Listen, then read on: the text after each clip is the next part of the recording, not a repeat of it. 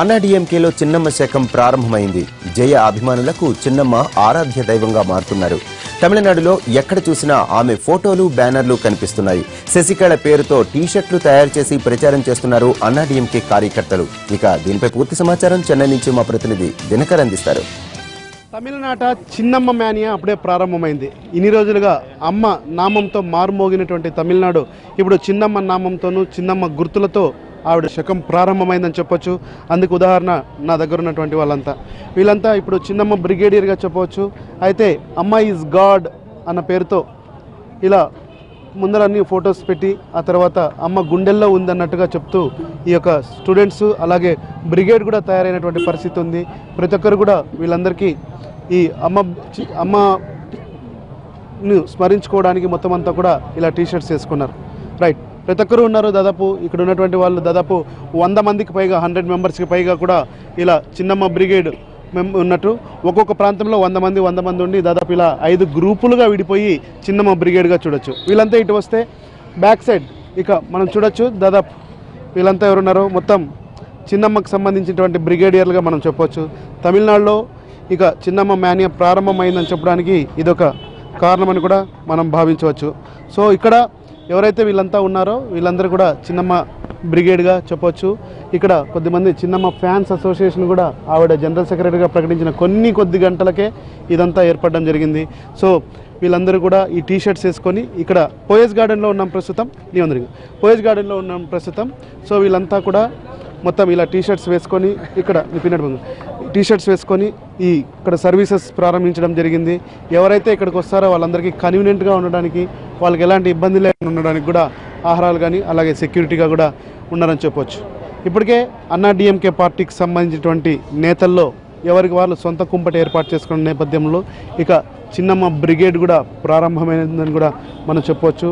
ఇక్కడ ఉన్నటువంటి అనేక మంది యువకులకు కూడా ఈ యొక్క ఫెసిలిటీని ఏర్పాటు చేయడానికి చిన్నమ్మ బ్రిగేడ్కి సంబంధించినటువంటి లీడర్లు పాడుతున్నారు.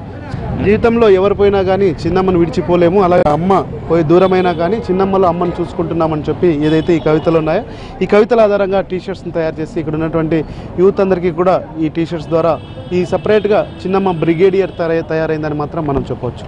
సో తమిళనాడులో ఇంకా ఈ యొక్క ఫ్యాంటసీ కానీ ఇంకా జరిగే అవకాశం ఉంది. రానున్న రోజుల్లో అమ్మ నుంచి చిన్నమ్మకు డైవర్ట్ కావడానికి కొద్దిగా సమయం తీసుకునే అవకాశం ఉంది. అయితే ఈరోజు కొద్ది గంటల క్రితం ఇలా జనరల్ సెక్రటరీగా అనౌన్స్ చేసిన వెంటనే పోయస్ గార్డెన్ దగ్గర మాత్రం చిన్నమ్మ మ్యానియా మాత్రం ప్రారంభమైందని కూడా మనం స్పష్టంగా ఇక్కడ ఉన్నటువంటి వాళ్ళని మాత్రమే చూడొచ్చు. కెమెరామెన్ ప్రతాప్ రెడ్డితో దినకర్, ఎన్టీవీ, చెన్నై. నిజామాబాద్, పెద్దపల్లి జిల్లాల ప్రజల దశాబ్దాల కళ నెరవేరింది. సికింద్రాబాద్ నుంచి పెద్దపల్లి, నిజామాబాద్ మార్గంలో రైలు సర్వీసును కేంద్ర రైల్వే శాఖ మంత్రి సురేష్ ప్రభు ఢిల్లీలో రిమోట్ ద్వారా ప్రారంభించారు. కరీంనగర్, లింగంపేట్, జగిత్యాల రైలు సర్వీసును మోర్తాడ్ వరకు పొడిగించారు. దశాబ్దాల కళ నెరవేరడంతో జిల్లాల్లో ఆనందం నెలకొంది.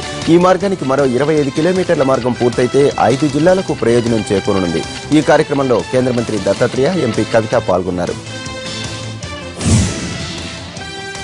కడప జిల్లాలో ఆర్టీసీ బస్సు బీభత్సం సృష్టించింది. పులివెందుల మండలంలోని తుమ్మలపల్లి గ్రామం సమీపంలో జరిగిన రోడ్డు ప్రమాదంలో 3 గొర్రెల కాపరులతో పాటు 150 గొర్రెలు చనిపోయాయి. దీంతో రోడ్డు రక్తసిక్తమైపోయింది.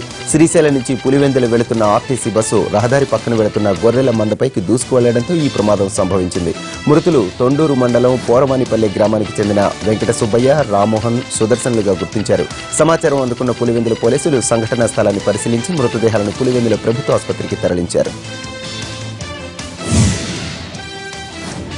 తిరుమల శ్రీవారిని ఆంధ్రప్రదేశ్ డీజీపీ సాంబశివరావు దర్శించుకున్నారు. వీఐపీ ప్రారంభ దర్శన సమయంలో ఆలయం వద్దకు చేరుకున్న ఆయనకు టీటీడీ అధికారులు స్వాగతం పలికి ప్రత్యేక దర్శన ఏర్పాట్లు చేశారు. దర్శనానంతరం రంగనాయకుల మంటపంలో డీజీపీని శ్రీవారి వస్త్రంతో సత్కరించి స్వామివారి తీర్థ ప్రసాదాలు అందజేశారు. జనవరి 3 నుంచి 7వ తేదీ వరకు తిరుపతిలో జరగనున్న సైన్స్ కాంగ్రెస్ కు ప్రపంచవ్యాప్తంగా పలువురు ప్రముఖులు వస్తుండటంతో భారీ భద్రతా ఏర్పాట్లు చేస్తున్నామన్నారు డీజీపీ సాంబశివరావు.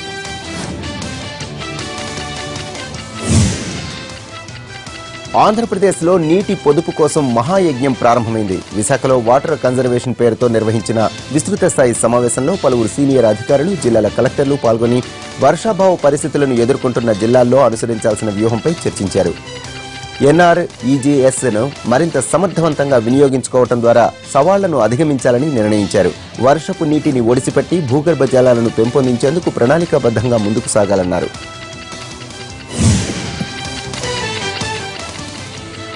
విశాఖ ఏజెన్సీలో చలి విజృంభిస్తోంది. ఏజెన్సీ ప్రాంతంలో ఉష్ణోగ్రతలు దారుణంగా పడిపోయాయి. దీంతో జనం తీవ్ర ఇబ్బందులు పడుతున్నారు. చలికి పొగమంచు తోడవడంతో 10 మీటర్ల దూరంలో ఉన్న మనుషులు, వాహనాలు కూడా కనిపించడం లేదు. దీంతో పాడేరు ఏజెన్సీలో వాహనాల రాకపోకలు నిలిచిపోయాయి. ప్రయాణికులు తీవ్ర ఇబ్బందులు పడుతున్నారు.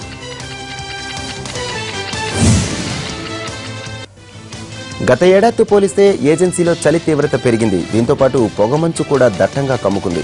సముద్ర మట్టానికి 100 అడుగుల ఎత్తులో ఉండే విశాఖపట్నం ఏజెన్సీలో చలి తీవ్రత సహజంగానే ఎక్కువగా ఉంటుంది. దట్టంగా కమ్ముకున్న మంచు తెరలు కనిపిస్తూ ఉంటాయి. కానీ ఈ సీజన్లో మంచుతో పాటు చలిగాలుల తీవ్రత కూడా అధికంగా ఉంది. స్థానికులు రోజు చలిగాలి పీల్చుకుంటూ ఈ వాతావరణం వల్ల ఎక్కువ ఇబ్బందులు ఎదుర్కొంటున్నారు. బాలీవుడ్ మిస్టర్ పర్ఫెక్ట్ అమీర్ ఖాన్ తన 5 ఏళ్ల కుమారుడు ఆజాద్కి అప్పుడే కుస్తీలో మెళకువలు నేర్పిస్తున్నట్లున్నారు. ప్రముఖ రేజర్లు మహావీర్ పొగట్ జీవిత ఆధారంగా అమీర్ నటించిన దంగల్ చిత్రం మేకింగ్ వీడియోను చిత్ర బృందం విడుదల చేసింది. ఆ వీడియోలో తెర వెనుక జరిగిన సన్నివేశాలను చూపించారు. ఓ సన్నివేశంలో అమీర్ తన కుమారుడికి కుస్తీ ఎలా చేయాలో చూపిస్తూ ఆజాద్ని ఎత్తుకొని తన గుండెలపై వేసుకొని కింద పడిపోయారు. మరి ఆజాద్కు ఏం అర్థమైందో ఏవో కానీ అంతా అయ్యాక లేచి తండ్రి పక్కన కూర్చొని నవ్వుతున్నాడు.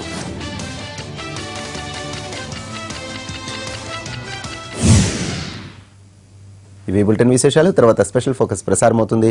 నిరంతర ప్రత్యక్ష ప్రసారాల కోసం చూస్తూనే ఉండండి NTV.